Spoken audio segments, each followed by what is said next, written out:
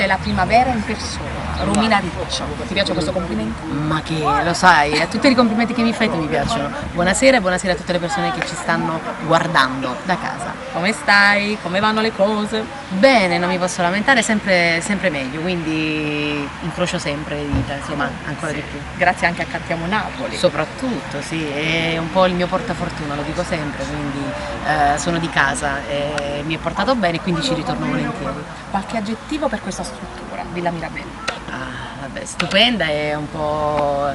non so trovare un aggettivo migliore, insomma, è bellissima, una bella struttura. E poi con la famiglia Crispuolo che fa tante cose buone per noi. Un bacione ad Alfonso, grandioso. E tu questa sera, per esempio, no? Qual è la canzone che farei ascoltare a tutti i tuoi fans, ma soprattutto a tutto questo pubblico che abbiamo davanti, perché ha voglia di ascoltare anche la tua voce, no? La canzone che poi mette allegria anche a te. Te voglio bene. Va bene, bene, bene. Così la possiamo anche ballare. Hai visto? E poi ovviamente la sento molto estiva e quindi per questo ho preferito portare questa, anche perché da poco è uscito il videoclip, quindi la voglio pubblicizzare insomma in questo periodo e dedicarla a tutte le persone che mi seguono anche su Facebook, Romina Riccio 1, aggiungetemi, è scritta da Alex Moschetti e Gianni Mezza, arrangiata dal mio maestro Pino Falgiano.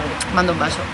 Da Romina Riccio è tutto, non ci resta che salutare il pubblico di Cantiamo Napoli.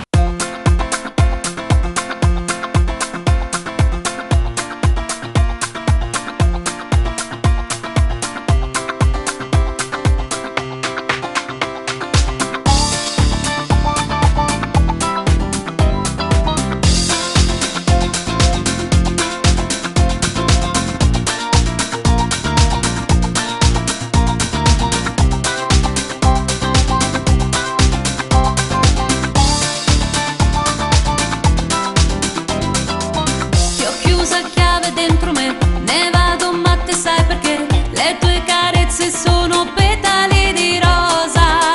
O cuore sbatte sempre più appena t'avvicini tu e cominciamo a fa' amore. E provochiamo la marea come la luna e il mare, noi attratti da una forza gravitazionale. Noi giorni e feste sopra te, in quello freddo tu sei il te. Che bella storia d'amore.